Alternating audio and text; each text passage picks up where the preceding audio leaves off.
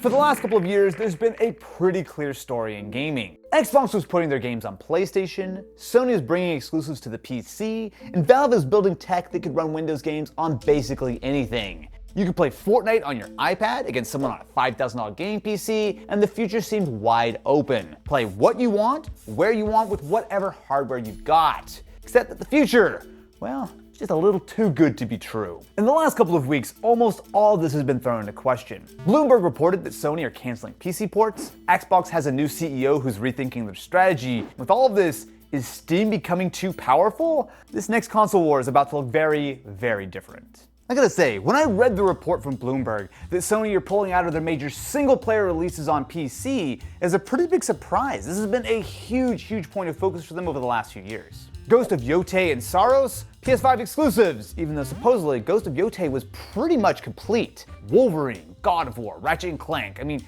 if this report is correct, they're all staying on PlayStation. This would be a big shift. I mean, just a couple of years ago, Sony was publicly talking about putting a huge chunk of their games on PC by 2025. They purchased Nixxes, a studio they tasked with specifically porting PlayStation games to the PC. This helped give us God of War, Spider-Man, Horizon, The Last of Us, Returnal. I mean, it felt like PlayStation on PC was really becoming a thing. So why stop now? Well, the surface level answer is that the PC ports weren't selling as well as Sony had hoped. Spider-Man 2 drew fewer concurrent players on Steam than the first game, and considering that these games launched on PlayStation months or even years before the PC, it definitely hurt the hype.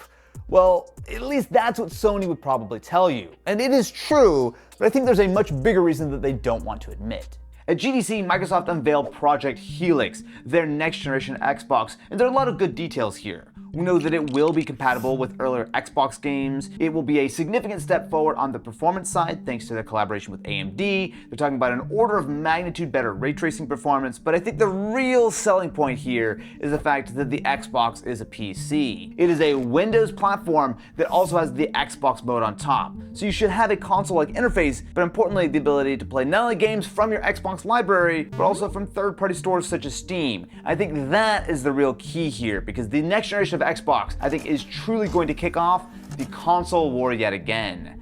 The problem is, I think this one is going to look a whole lot different.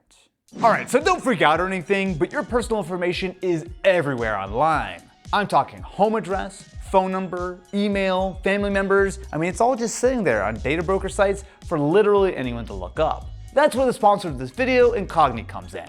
Basically, they track down and remove your personal data from hundreds of these data broker sites. You set it up once, authorize them to work on your behalf, and they handle the rest. And because this stuff can pop back up, they keep removing it every time they find your information. Now, if you want a more targeted approach, the unlimited plan is for you. You can send them a specific link, and the custom removals feature will work to get it taken down. It's like having a privacy expert working for you 24/7. So if you want to help protect your privacy and make yourself harder to find online, Incogni's got you covered. Use code EVANS at incogni.com/Evans to get 60% off an annual plan. That link is in the description. Just don't forget code EVANS at checkout, and thank you very much to Incogni for keeping us all a little bit safer. So you can imagine how Sony might not be too happy with this. Their games will be on Xbox not because of some genius deal, but because of a technicality. From Sony's perspective, they've spent hundreds of millions developing a game to keep people on the PlayStation, then figured why not cash in a little extra by releasing it on the PC later. But now by doing that, a game like God of War on the PC is kind of helping to sell Xboxes.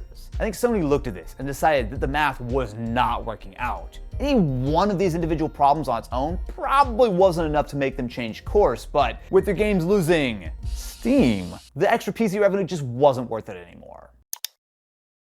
And if you think exclusive games don't really keep people locked in, just look at Nintendo. The Switch is one of the most popular consoles of all time, and the Switch 2 is already looking incredibly successful. Let's be honest, it's probably not because of the hardware, but rather the massive exclusive franchises. I mean, you've got to lock yourself into the Switch. I don't think we're gonna see Nintendo dropping Mario Odyssey on Steam anytime soon. Now, there is an important caveat to all of this. Sony isn't pulling everything back behind the wall. Multiplayer and live service games like Marathon do seem like they're still launching on multiple platforms. It makes sense. these games need massive player counts to survive. You just cannot make them exclusive. But for the single player stuff, the system sellers really, these seem like the kind of games that Sony's decided are just too valuable to share. I think something we should be clear about is that while Project Helix is currently official, the strategy is very likely being reconsidered now that Phil Spencer is out. That plan to make a console that's essentially a PC was probably locked in years ago. The idea of giving away their exclusives, that's something a little bit more inside their control. In the era of everything is an Xbox, their stance that console exclusives are antiquated made some sense, but now that they have a new CEO, Ashish Sharma, the message has changed. The return of Xbox. And we've already started to see it. A lot of the old everything is an Xbox marketing has been scrubbed off the internet, which I think is a smart move. It detracted from what an Xbox actually stood for. Not a toaster, I'll tell you that. As for exclusives, when asked directly by Windows Central, Ashish Sharma said something that I think is telling. The plan is the plan until it's not the plan, which sounds an awful lot like some serious corporate speak, but in reality it does mean that their options are wide open, and I think that that's the right move. To be clear, nothing has officially changed yet. Fable, Forza Horizon 6, Halo, and Gears are all still coming to PlayStation, as far as I know.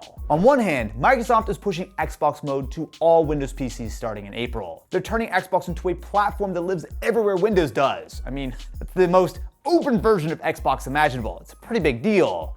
But Project Helix is actually the key here. I think they figured out that if you've built an open console, you need a reason for people to actually buy it, especially if it turns out to be as expensive as it's been rumored. And so unless Project Helix is so obviously revolutionary that it takes a ton of gaming PC market share, the obvious answer unfortunately might just be bringing back exclusive games. Boo. So in a world where Sony is pulling back on the PC and Xbox is becoming a PC, the elephant in the room really is Steam. Now look, I'm probably not alone here in having a lot of warm feelings toward Valve. We just did a whole video about how they're quietly building a real alternative to Windows. Between SteamOS, Proton, and Fex, they've basically made it possible to play Windows games on pretty much anything. It's honestly incredible. But Valve's success has created a problem that feels like the undertone for this next console war. Look, Steam basically has a monopoly on PC games, and Valve take up to 30% of every single sale on the platform. That is a lot of money that publishers and developers are losing out on. And that 30%, I mean, it makes sense for a console. I mean, as a developer, you give up a chunk of money to Nintendo, Sony, or Microsoft, and in exchange, they build an entire console platform that's relatively affordable. But while Steam does offer a platform, it's not really the same thing. You're really paying that 30% to Steam because PC gaming is synonymous with Steam. You're paying to get access to users, not really for the tech or the platform. If you're Sony, putting games on Steam means you're putting your PlayStation titles on an Xbox, on a Steam Deck, on a Steam machine. These are all devices that are direct competitors to PlayStation. They're not just releasing games on PC, they're losing control over where people are playing their titles to begin with. The context behind all of this is that gaming actually isn't in a great space right now. Matthew Ball recently released his excellent State of Gaming breakdown, and there's some concerning numbers in there. The PC is doing fairly well, but while revenue is up, that growth is almost entirely from them squeezing more money out of existing players. The share of American gamers is actually lower today compared to before the pandemic, which is kind of wild. I mean, there's a lot of reasons for this. Games are getting more expensive, but ultimately it really feels like there are plenty of other places to get your entertainment, like the Austin Evans channel. That's really it. I don't make the rules, but I am a direct competitor to the Xbox now. But it's more than just economics. I think gaming has really split into two. You've got single-player games like Zelda and God of War. These are the system sellers. Then you've got multiplayer and live service games like Fortnite and Call of Duty. These are the games that just need to be everywhere. They stay open because they have to be. So what does the next generation actually look like? To me, we're looking at three very different visions. Nintendo is going to keep doing what they've always done. And honestly, good for them, right? They don't need to go chase specs or multi-platform. It's clearly working. Sony seemed to be doubling down on the traditional console model. Keep the big exclusives locked to PlayStation, make the hardware as compelling as possible, and let the games sell the box. It's worked for them for 30 years. I think pulling back from the PC is a sign that they're recommitting to that classic playbook. Microsoft is doing something genuinely different. Project Helix is likely going to be a premium device. They're betting that by making the most powerful hardware that can also play your entire PC library, they can carve out a space that's part console and part gaming PC. Now whether that works probably depends on what happens below it in the lineup, a Series S successor, or maybe partners like Asus filling in the gaps at lower price points. But the wild card in all of this is still Valve.